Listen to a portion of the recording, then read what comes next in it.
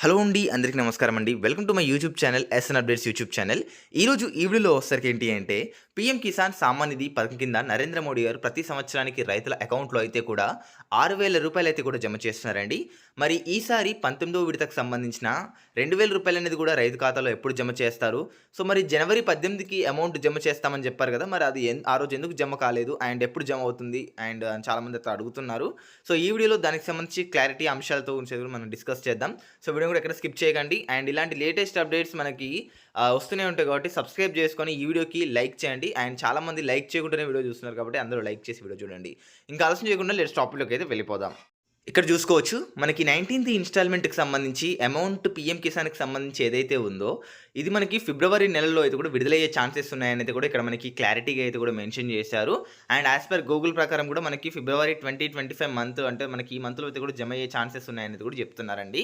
And next వచ్చేసరికి చాలామంది ఇక్కడ మనకు చూసుకోవచ్చు అండ్ ఓటీపీ స్కామ్స్ అయితే కూడా జరుగుతున్నాయి. అంటే పీఎం కిసాన్‌కి సంబంధించి ఇలా మేము అడుగుతున్నాం, ఓటీపీస్ అడుగుతున్నాం.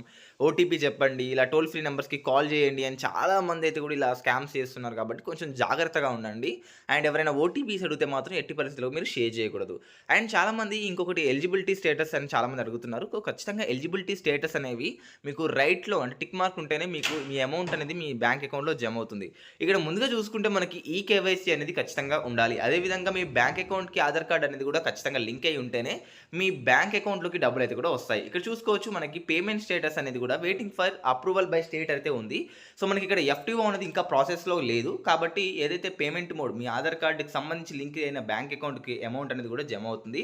సో, ఇంకా కొంచెం టైం అయితే కూడా పడుతుంది. మనకి ఫిబ్రవరి నెలలో అయితే కూడా ఈ అమౌంట్ అనేది కూడా మనకి మీ బ్యాంక్ అకౌంట్‌లో అయితే జమ అవుతాయన్నమాట. అండ్ మనకి ఇంకా స్టేట్ నుంచి అయితే కూడా అప్రూవల్ రాలేదు. త్వరలోనే అప్రూవల్ రాగానే మీకు అమౌంట్ అయితే కూడా మీ బ్యాంక్ అకౌంట్‌లో పడిపోతాయి. సో, ఇదండి ఓవరాల్‌గా ఇన్ఫర్మేషన్. మీకు వీడియో నచ్చితే లైక్ చేయండి. మీ మిత్రులకు కూడా షేర్ చేయండి. Thanks for watching this video.